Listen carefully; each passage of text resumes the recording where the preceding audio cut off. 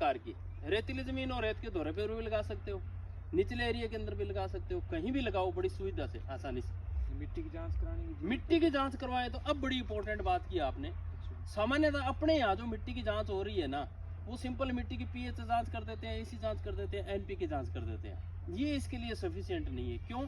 कि अगर इस पौधे को एक बार लगा दिया तो एक बार लगाने के बाद आप दोबारा इसमें कोई चेंजेस नहीं कर सकते, क्योंकि इस फसल की लाइफ हम सामान्यतः 70 साल मानते हैं।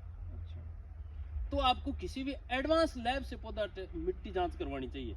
एडवांस लैब से मिट्टी जांच करवाने में क्या फायदा मिलता है कि आपको आगे भविष्य में होने वाले मिट्टी की जो चेंजेस है ना, उसके बारे में भी पता चल जाएगा। भी कहीं आगे जाकर के हार्ड रॉक तो नहीं क्रिएट हो जाएगी, नीचे कहीं कठोर परत बन जाए जिसकी वजह से पौधे का विकास ही नहीं हो।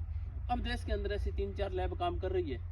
हम भी फार्मर्स को इस तरह की एडवांस लैब को सजेस्ट करते हैं। तो इसमें नर और मादा का एक सीन होता है, उसके बड़ा बड़ा जबरदस्त सीन है।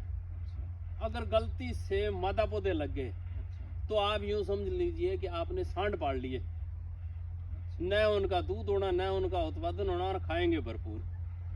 तो पौधा तो खाएगा ना। और अगर नर पौधे आ गए तो जस्ट उल्टा हो गया काम, भरपूर पैदावार आएगी। नर और मादा की पहचान एक वैज्ञानिक, एक एक्सपर्ट है, एक तो डीएनए जांच से बता सकता है, एक जिसकी मार्गदर्शन में लैब के अंदर पौधे तैयार हुए हैं, तो ऑथेंटिक लैब है, वो बता सकती है भाई ये पौधे नर है, ये मादा है। बाकी आम आदमी नर और मादा की पहचान नहीं कर सकता। तो जो सोर्सिंग करते हैं वो कैसे आइडेंटिफाई करते हैं? सोर्सिंग के लिए क्या हुआ, कंपनियां लिस्टेड है पहले से ही, और कुछ किसान लिस्टेड है पौधे बेचने के लिए।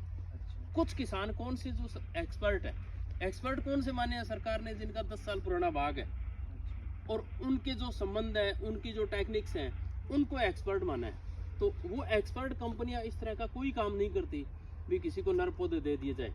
हाँ, कई बार कारण हो जाता है एनवायरनमेंट का। आपने कोई पौधा लगाया और वो म्यूटेशन की वजह से अगर नर में कन्वर्ट हो जाए, ये समस्या आती है, पर ये रेशियो बहुत कम है। ये जहाँ ज़्यादा गर्मी है, जैसे बाड़मेर में, जैसलमेर में, ये समस्या 1-2 बार आई है भी कुछ पर्टिकुलर वेराइटियों में दिए नर मादा करके बन नर गए। वो क्यों कि टिश्यू कल्चर के अंदर म्यूटेशन होना एक ऑटोमेटिक प्रक्रिया है। तो ये बड़ी समस्या नहीं है।